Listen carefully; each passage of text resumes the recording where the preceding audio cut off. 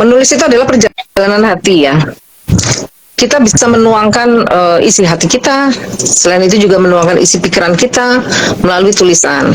Nah, menulis itu bagi saya juga tidak hanya sekedar mencurahkan perasaan, menuliskan imajinasi, menuliskan inspirasi, tapi kita juga bisa menginspirasi orang.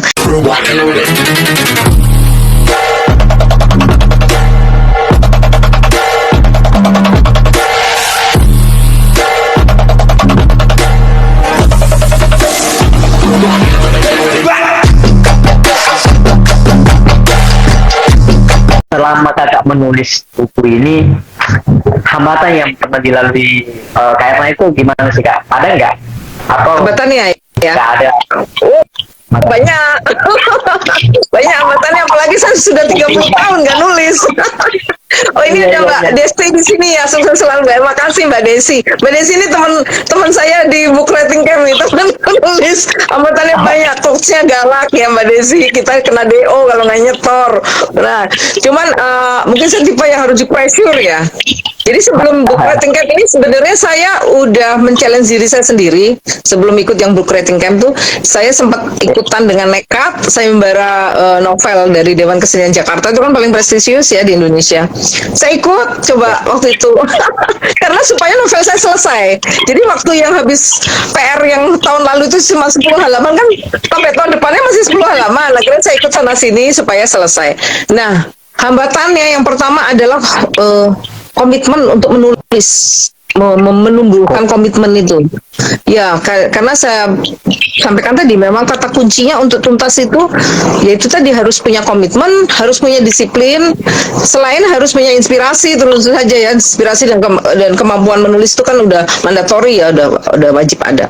Tapi komitmen itu juga penting. Kalau punya inspirasi tapi nggak disiplin, jadi sebenarnya penulis itu adalah seniman yang harus disiplin.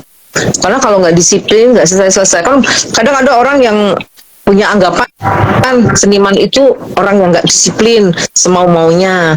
Tapi tidak, penulis harus disiplin. Nah, ini contohnya Mas Kak Amka nyuruh saya jam 7 live, saya sudah jam 7 wip ya. Saya udah manteng nih dari jam sebelum jam 7 nunggu invitation.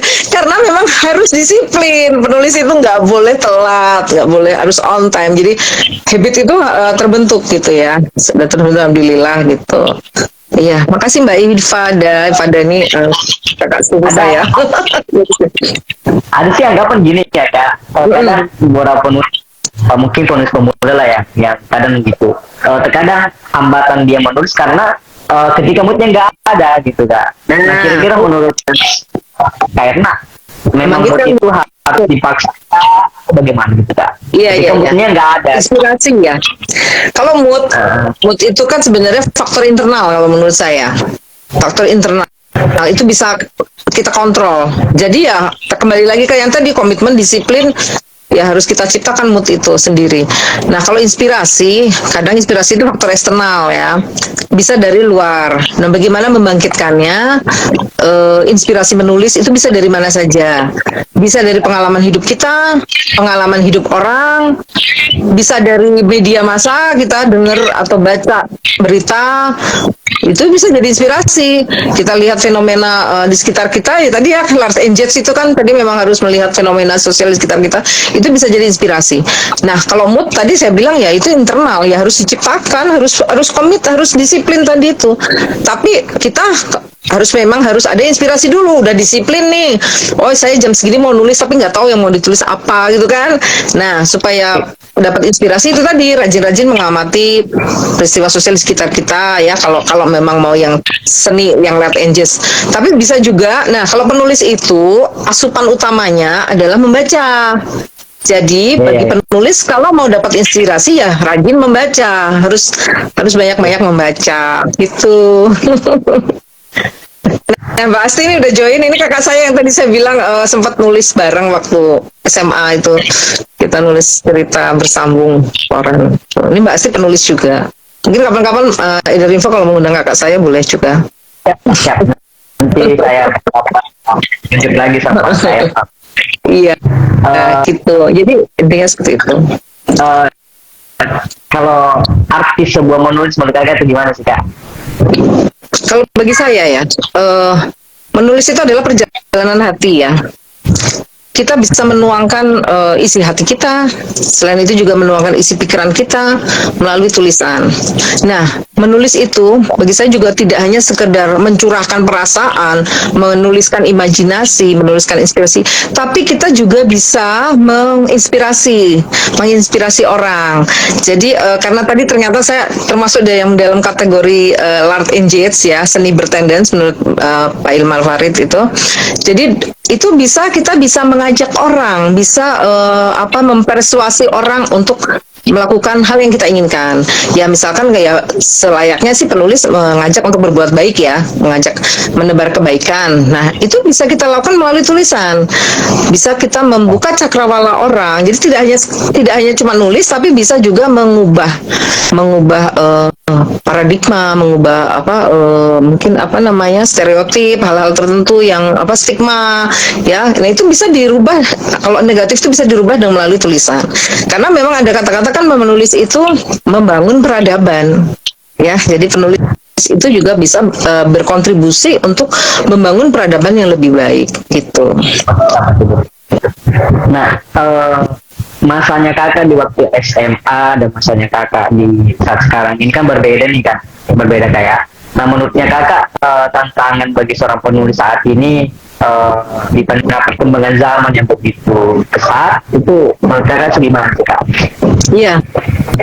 Tantangannya ya kalau generasi zaman sekarang ya anak-anak milenial itu lebih suka melihat ya visual ya, lebih suka nonton film, lebih suka lihat media sosial gitu ya, melihat visual, mereka lebih suka visual. Kalau yang generasi saya ke belakang itu masih senang baca ya, biasanya waktu kecil karena mungkin hiburan TV belum seperti sekarang ya, sangat sangat bervariasi, belum ada media sosial dulu. Jadi tantangan bagi penulis adalah bagaimana menciptakan budaya senang membaca gitu. Apalagi memang tingkat literasi di Indonesia itu termasuk rendah ya dibandingkan dengan negara lain ya, kalau nggak salah ranking berapa 61 apa berapa. Nah cuman warga Indonesia netizen itu plus 62 itu paling cerewet di medsos. Jadi orang Indonesia itu nggak senang baca tapi seneng komen di medsos. Nah itu tantangan bagi penulis gitu. Nah ini mungkin inline dengan motonya Edarinfo ya, saring sebelum sharing, ya kan? Jadi banyak orang di sekitar kita itu asal forward misalkan ya ke grup atau apa tanpa membaca beritanya, apakah tanpa melakukan check and recheck apakah berita yang di forward itu benar gitu kan, banyak seperti itu. Nah itu kalau nggak benar itu kan bisa menimbulkan mispersepsi, bisa menimbulkan hoax, fitnah. Nah itu malah gawat kan kalau sampai ada fitnah itu. Jadi emang itu tantangan yang zaman sekarang karena hiburan semakin banyak medianya. Nah orang Indonesia yang dulunya memang kurang suka baca tambah nggak suka baca lagi dengan adanya banyak media sosial. Nah itu tantangannya. Cuma sekarang kan udah banyak aplikasi untuk membaca ya. Itu sebenarnya juga salah satu upaya penulis untuk membangkitkan senang membaca di kalangan milenial yang senang visualisasi tadi. Gak apa-apa kalau bacanya misalkan melalui aplikasi Wattpad kah atau Google Playbook gitu ya, nggak masalah sih. Bagus juga itu salah satu bentuk untuk membangkitkan minat literasi di era digital. Padahal beda ya kak kalau kita nonton film dan membaca novelnya sendiri kayak kak. Banyak orang saat ini kan banyak beberapa orang kak lebih suka nonton filmnya ketimbang baca novelnya. Iya, kalau saya malah kebalikan. Kalau saya tipe yang seneng baca novel daripada biasanya saya kalau udah baca novel terus nonton filmnya, kok kayak gini sih, kok beda sih gitu ya. Nah ini tantangan juga buat saya karena saya juga mijilkan insya Allah mau difilmkan ya. Mudah-mudahan nanti filmnya bisa sesuai harapan para pembaca. Nah ini masuk ke media film ini juga salah satu upaya untuk memperluas jangkauan pembaca. Salah satu media promo gitu. Jadi ya kalau sekarang itu tadi ya banyak media hiburan. Jadi salah satu strategi saya adalah masuk ke film gitu. gitu ya. Ya memang beda karena kalau film itu kan pemirsa tidak banyak berimajinasi ya, sudah Betul, Kak, betul, disajikan betul. gambar yang pakem seperti itu. Tapi kalau buku kita bisa bebas berimajinasi, bisa bolak-balik baca. Kalau film ya sekarang sih udah, kalau platform digital bisa dimundurin sih ya, bisa diulang. Tapi kan tampilannya ya seperti itu, tidak sesuai imajinasi kita. Nah, masalah perbedaan visualisasi film dengan buku itu juga itu pengaruh loh ke otak kita. Jadi kalau orang banyak baca itu memang cenderung akan lebih, kecerdasan intelektualnya akan lebih terasah dibandingkan orang yang tidak suka baca. Karena dia kan sering pakai otaknya untuk berimajinasi, membayangkan kalimat yang dibaca itu menjadi adegan, daripada orang yang cuma nonton film kan agak pasif gitu ya. Jadi teman-teman banyaklah membaca, insya Allah nanti jadi tambah cerdas gitu.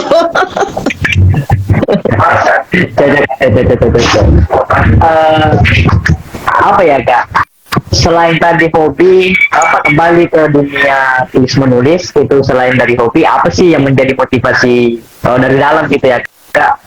Sehingga eh, memilih lagi kembali ke dunia yang pernah kakak geluti di masa SMA gitu kak? Ya keinginannya ya, apa yang melatar belakang gitu ya. Ya itu ya mungkin karena mau menjelang purna bakti. Meskipun masih 6 tahun ya, cuman saya tuh orang yang cenderung, mungkin tipe apa ya, saya tuh cenderung harus terplanning dengan baik gitu ya, well plan gitu ya. Saya nggak mau nanti dadakan wow ini gini bingung. Harus ada planning, meskipun masih 6 tahun saya udah harus tahu saya mau ngapain gitu ya. Saya hari-hari saya nanti saya isi dengan kegiatan yang bermanfaat. Akhirnya saya itu terpikir untuk menekuni lagi hobi menulis. Di samping ya kayaknya apa, sekarang ya itu tadi media-media hiburan semakin banyak, orang semakin malas menulis gitu ya. Terus samping itu juga sekarang kan serbuan film-film luar negeri itu luar biasa ya, drama Korea, terus apa dari negara-negara lain lah. Nah mungkin akan lebih baik kalau kalau kita bisa memperkenalkan budaya Indonesia tadi, budaya Nusantara ke para generasi milenial supaya tidak kehilangan identitasnya sebagai bangsa. Itu tadi, penulis itu bisa membangun peradaban. Antara lain itu, kita memperkenalkan budaya negeri kita sendiri supaya anak-anak itu paham, oh budaya Jawa seperti ini, budaya Bugis seperti ini. Itu kan semua budaya di Indonesia itu filosofinya tinggi loh. Kebudayaan Indonesia itu kebudayaan yang udah tua umurnya gitu ya, mungkin hampir sama kayak Cina ya. Peradabannya itu sangat tinggi. Jadi sayang kalau kalau anak-anak sekarang tuh nggak kenal itu, sayang. Oh iya, satu lagi Kak, Kak Hamka, ini saya kemarin dapat info dari Dr. Hasto Wardoyo ya, Kepala BPKKBN, bahwa tingkat bunuh diri di kalangan milenial itu cenderung meningkat. Nah, ini sangat memprihatinkan ya. Nah, ini menulis itu sangat bermanfaat untuk menjaga kesehatan mental. Ya, jadi mungkin Kak Amka ini kan cenderung tergolong milenial juga ya. Milenial apa gen X, gen Y ya, gen Y. Nah, mungkin nanti bisa ditularkan ke teman-temannya nih, ke apa, kecintaan pada budaya literasi. Nah, itu salah satu manfaatnya adalah menjaga kesehatan mental. Jadi misalkan kita sebel sama orang, misalkan ada anak di remaja gitu dibully sama temannya, atau mungkin dia ada masalah dengan orang tua atau dengan siapa gitu ya, mungkin temannya. Nah, itu kalau dia kesel kan bisa dituangkan lewat tulisan, itu mengurangin kesesakan di dada gitu ya. Jadi itu salah satu bentuk self healing, penyembuhan diri sendiri. Jadi memang menulis itu bisa menjaga kesehatan mental. Itu salah satu fungsi yang sangat penting. Gitu. Ada tadi yang terbesit di benak saya kak. Ini terkait penulis ya kak ya. Banyak yang meragukan potensi ekonominya seorang penulis kak, sehingga banyak yang malah puni dunia menulis kemudian macet di tengah jalan karena dianggap prospek profitnya nggak terlalu menjamin gitu, kayak tidak terlalu menjamin kita bisa mapan secara ekonomi kak. Hanya beberapa orang tertentu yang bisa mapan di profesi penulis ini kak. Nah menurut kakak melihat hal itu gimana kak? Iya, memang di Indonesia ya, di Indonesia memang terus terang menjadi penulis itu mungkin belum bisa dijadikan profesi utama yang bisa memberikan apa, kemakmuran gitu ya. Ya mungkin kalau cukup kesejahteraan gitu ya, mungkin belum ya. Nah cuman sekarang ini kan tadi ya teknologi itu kan sangat berkembang sangat pesat. Itu memang bermata dua ya, bagaikan pisau bermata dua. Nah, kita coba ambil manfaatnya dalam hal kepenulisan. Jadi kalau penulis di era sekarang itu bisa mendapat penghasilan dari berbagai macam dengan berbagai macam cara. Ya, selain penghasilan dari menerbitkan buku, ya bukunya laku dapat uang lah pasti itu, atau mungkin dapat royalti dari penerbit kalau yang di penerbit mayor ya, kalau independen seperti saya itu kan langsung kita jualan sendiri, itu pastilah. Nah, yang selain itu juga bisa juga dapat dari platform digital ya, misalkan dijual di platform digital, bisa juga menjadi tadi kursus coach gitu ya, guru gitu ya, trainer. Karena sekarang kan ternyata lumayan banyak loh orang ya, animo orang untuk bisa nulis tuh banyak. Selain fiksi juga non fiksi.